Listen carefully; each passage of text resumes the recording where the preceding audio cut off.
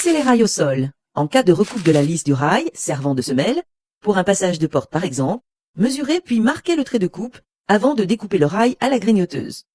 Collez du ruban acoustique sur le dessous du profilé, puis positionnez-le au ras du marquage. Sur un sol en béton, utilisez des chevilles à frapper que vous fixerez tous les 60 cm. Fixez les rails au plafond. Reprenez le même principe pour le plafond, avec une fixation tous les 60 cm et des chevilles adaptées à la nature du support. Pour matérialiser les points de fixation des montants, tracez un repère en bordure de pose, puis tous les 60 cm. Mesurez la hauteur entre les fonds des rails hauts et bas et retranchez 1 cm pour obtenir la hauteur de vos montants. Recoupez à la grignoteuse. Commencez par le montant bordant le cadre de porte. Tenez le montant avec le fond du profilé en U vers vous. Engagez le bas, puis le haut du montant dans les rails et tournez d'un quart de tour pour ancrer. Plaquez le niveau à bulle sur le côté pour vérifier l'aplomb. Utilisez une pince à sertir pour solidariser le montant au rail.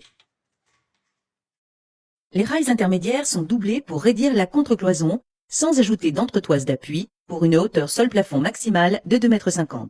Installez deux montants dos à dos sur votre repère, placez-les d'aplomb et solidarisez les deux profilés avec des vis autoforeuses. Sertissez à la pince au bas des montants, vérifiez l'aplomb au niveau à bulle, puis sertissez. Répétez l'opération pour les montants intermédiaires et terminez près du mur par un montant simple équipé également de ruban acoustique. Suivant votre répartition, vous serez peut-être obligé de mettre les derniers montants intermédiaires après celui qui vient contre le mur afin de pouvoir l'installer. Traverse sur mesure. Prenez un rail et tracez un trait à 20 cm en retrait du bord. Ouvrez les deux côtés du profilé avec une grignoteuse, puis pliez le rail à 90 degrés. Mesurez ensuite la distance entre les deux montants bordant le haut de la porte, reportez la mesure en partant de la pliure, tracez, puis marquez 20 cm plus loin pour couper. Revenez ensuite au tracé et ouvrez les deux côtés comme tout à l'heure, puis pliez le rail à 90 degrés. Installez le profilé par ces deux retours contre les montants. Vérifiez le niveau, puis sertissez à la structure existante pour solidariser l'ensemble. Reste à découper 3 montants intermédiaires au-dessus de la porte, 2 à chaque extrémité et 1 centré, puis à le sertir et l'ossature est prête.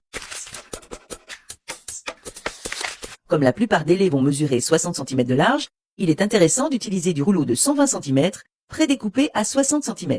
Sinon, tranchez le rouleau en deux avec un couteau pour laine de verre. Les rouleaux de laine pour des cloisons sont de 60 cm de large. Relevez la hauteur à couvrir, puis recoupez en longueur à vos mesures. Glissez le panneau entre les montants et les lisses et enfoncez sur les côtés pour maintenir l'isolant en place.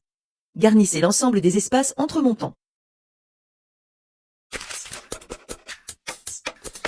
Les plaques de plâtre à affaiblissement acoustique sont reconnaissables à la couleur bleue du parement cartonné.